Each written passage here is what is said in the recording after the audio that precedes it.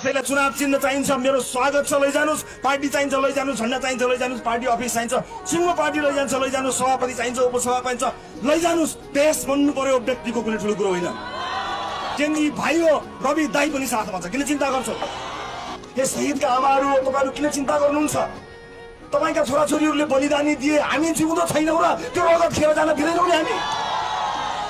किन चिन्ता गर्नुहुन्छ? हेलो गुड मर्निङ साथीहरू, यो भिडियो चाहिँ एकदमै स्पेशल भिडियो छ, त्यही भएर यो भिडियोलाई चाहिँ सक्दोभन्दा सक्दो सेयर र रिपोस्ट गर्दै जानुस्।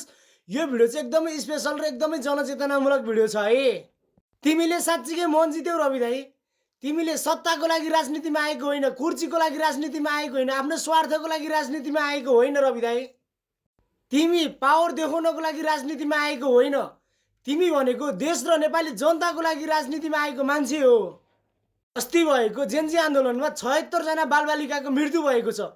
त्यसको न्यायको लागि तिमी एकचोटि राजनीतिमा आउनै पर्छ।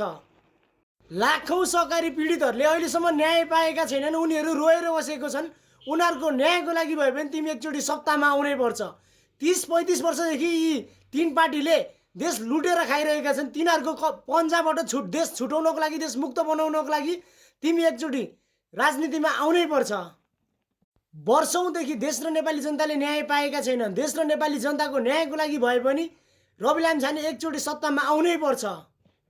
अब आउने फागुन 21 गते चुनाव छ। फागुन 21 गते देशभरिबाट आमा बुबा दाजुभाइ दिदीबहिनीहरूले घन्टीमा भोट हालेर रासोपालाई 2/3 सरकार दिन सक्यो भने देशले पक्कै पनि निकास विकास, अनि देशले कोल्टो पक्कै पनि फेर्छ। जय देश, जय घन्टी।